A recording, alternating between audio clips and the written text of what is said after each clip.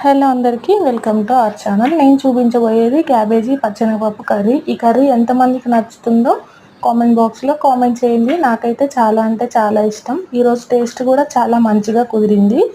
దీన్ని ఎలా చేసుకోవాలో ప్రాసెస్ చూసేద్దాం రండి. క్యాబేజీని సన్నగా తరిగి ఆ ముక్కలను కడిగి పక్కన పెట్టుకోవాలి. క్యాబేజీని తరిగేటప్పుడే పచ్చెనగపప్పు నానబెట్టి పెట్టుకోవాలి. ఆ తర్వాత స్టవ్ పైన ఒక ప్యాన్ పెట్టి ప్యాన్లో ఆయిల్ వేసి ఆయిల్ హీట్ ఎక్కిన తర్వాత పచ్చెనగపప్పును అయితే వేసేసుకోవాలి. ఈ పప్పు ఎర్రగా వేగిన తర్వాత మనం తరిగి పెట్టుకున్న క్యాబేజీని వేసేసుకొని కొద్దిసేపు మగ్గనివ్వాలి. అది కూడా మగ్గిన తర్వాత పసుపు, ఉప్పు, అల్లం వెల్లుల్లి పేస్ట్ వేసి కలుపుకొని మూత పెట్టేస్తే చక్కగా ఉడుకుతుంది. ఇది ఉడికిన తర్వాత కారం యాడ్ చేసేసుకొని దాంతో కూడా కొద్దిసేపు ఉడికించాలి. అది కూడా ఉడికిన తర్వాత మసాలా యాడ్ చేసుకొని కొత్తిమీర వేసేసుకోవడమే. కర్రీ చాలా అంటే చాలా టేస్టీగా ఉంటుంది. హెల్త్కి కూడా చాలా మంచిది.